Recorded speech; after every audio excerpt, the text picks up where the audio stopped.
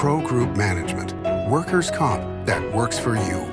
This is 7 at 7 from the Las Vegas Review-Journal. Good morning, everyone. I'm Renee Summerhour. We start off with your top stories brought to you by Nevada Hand's Silver Sky Assisted Living Community.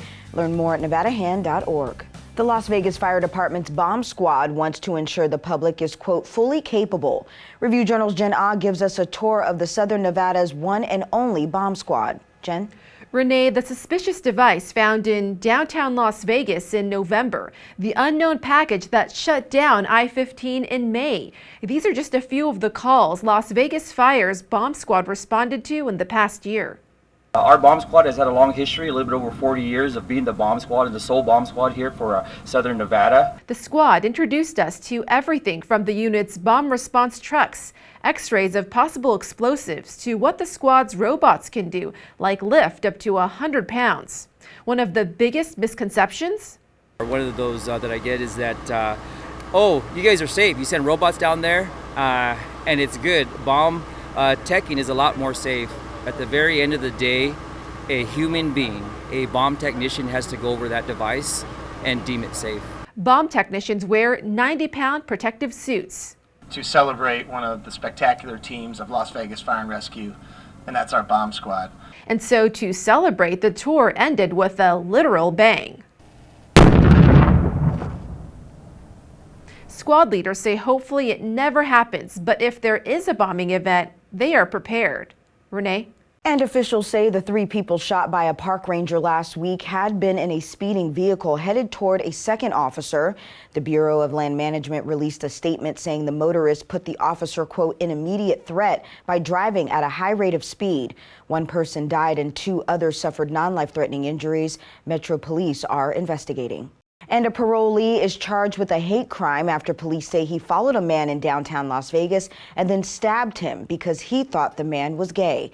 32-year-old Dante Gray is charged with attempted murder, committing a hate crime, and more following the Saturday night attack on Fremont Street. The victim did survive. Police say Gray had offered a full confession and is set to appear in court on April 5th.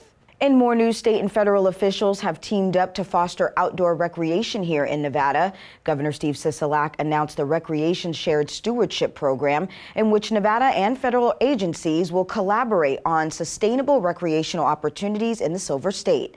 The partners include the Bureau of Land Management and the National Park Service. Now to today's weather report, brought to you by Star Nursery, your garden's partner for every blooming thing. We're getting a taste of summer as we begin a warming trend heading into the weekend. Today's highs reaching 85 degrees with light to variable winds. Evening lows around 59 degrees. For the rest of the week, we warm up even more. Friday temperatures are forecasted at 90 degrees with light winds. Temperatures will stay in the upper 80s, low 90s until Sunday. A slight chance of rain and a cool down to the mid 70s to start your work week before we potentially warm up again. In your business news, sponsored by Bank of Nevada, Bank on Accountability, a major donation for a local nonprofit.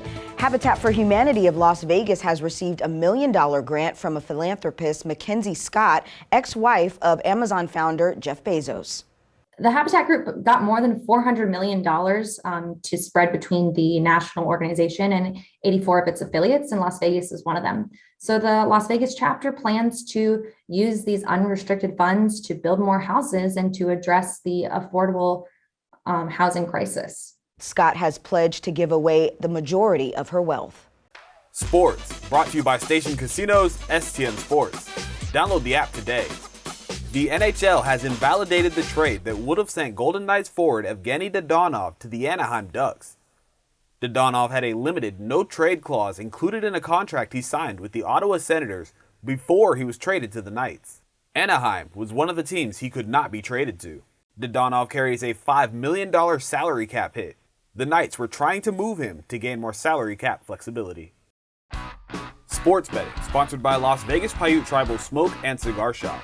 Multiple Las Vegas sportsbooks have reported sharp bets on Gonzaga, Miami, and Houston in the NCAA Tournament Sweet 16. The Zags are 9.5-point favorites over Arkansas today after opening at -8.5. Houston is a 1.5-point underdog to Arizona today after the line opened at 2.5. Miami is a 2.5-point favorite over Iowa State on Friday night after opening as a 1-point dog. In your health news, Optum Care Community Center brings on new medical assistants, registered nurses, and more in a hiring event on Wednesday. Optum hosts job fairs just about quarterly for a range of clinical and non-clinical positions. So we've got a number of openings all across Las Vegas. We've got in clinic, we've got in office, and we've got some work from home positions as well. Hiring managers were there to help attendees get their applications in and be interviewed on the spot, and many left the event with new job offers. Now to your lifestyle news, another hiring event in Las Vegas starts today for the soon-to-reopen Mabel's Barbecue at the Palms Casino Resort. The casino is set to reopen this spring, and that means the smoker will fire up again at Mabel's. And Chef Michael Simon is looking to hire team members in preparation for the return. Available positions include sous chefs, cooks, servers, bussers, and more. The event will be today and Friday. And the 38th International Pizza Expo is underway at the Las Vegas Convention Center. On Wednesday, we saw pizza makers showing off their pizza dough tossing abilities. And who knew pizza making could be such a performance, with those attendees doing flips and tricks with the dough to music. The Pizza Expo is part of the Las Vegas Food and Beverage Industry Week, which brought several similar events to town this week. In your entertainment news, sponsored by DiscoverYourNevada.com, brought to you by Travel Nevada, AEROSMITH is making a return to Las Vegas this summer. Review Journal's John Katzlamidas tells us what we can expect from the legendary rock group. AEROSMITH is returning to the Las Vegas Strip on June 17th, resuming its DEUCES Are Wild residency at Dolby Live at Park MGM. The band is celebrating its 50th anniversary this year with a total of 24 shows running through December 11th. We're going to hear Dream On, Back in the Saddle, and Toys in the Attic. We're going to have Steven Tyler and Joe Perry on a catwalk. We're going to have a museum out front and a whole lot of rock and roll inside. Thank you for watching 7 at 7 a.m. I'm Renee Summerhour. If you have a Roku device, search Review Journal to download our channel. Watch Las Vegas breaking news streaming live on your OTT device. We'll see you back here later today for 7 at 7 p.m. From all of us here at the Las Vegas Review Journal, have a great day. Review Journal Studio, sponsored by Adam Kuttner. Get the maximum settlement as quickly as possible. This 7 at 7 update, sponsored by Pro Group Management. You're watching 7 at 7 from the Las Vegas Review Journal.